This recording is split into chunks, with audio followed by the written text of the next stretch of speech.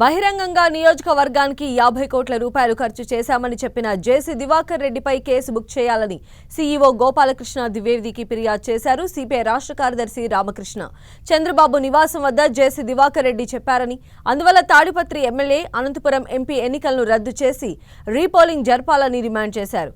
జేసీకి వ్యాఖ్యలకు సంబంధించిన video clippings, paper cuttings ను సీఈఓకు అందజేశామని, వాటిని పరిశీలించి కేంద్ర ఎన్నికల సంఘం దృష్టికి తీసుకువెళతామని ద్వివేది హామీ ఇచ్చారని తెలిపారు రామకృష్ణ. ఇవాళ మా రాష్ట్ర పార్టీ తరఫున నేను, నాతో పాటు జల్లి విల్సన్ గారు, మాజీ శాసనమండలి సభ్యులు హర్నాథ్ రెడ్డి గారు, అదేవిధంగా అక్కినేని వనజ గారు ఎన్నికల కమిషనర్ గారిని కలిసి నివేదించడం జరిగింది.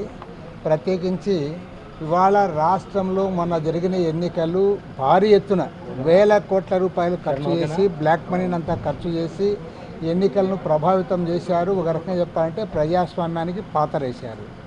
ఇటీవల మన పార్లమెంట్ సభ్యులు జేసీ దివాకర్ రెడ్డి గారు ఓపెన్గా సీఎం గారి ఇంటి ముందే మాకు 50 కోట్ల రూపాయలు ఖర్చు అయ్యాయి, ప్రతి నియోజకవర్గంలో కూడా ఖర్చు చేశామని చెప్పి ఓపెన్ స్టేట్మెంట్ ఇచ్చిన తర్వాత కూడా ఒక రకంగా చెప్పాలంటే పరోక్షంగా ఎన్నికల కమిషన్కి ఆయన ఛాలెంజ్ చేశారు.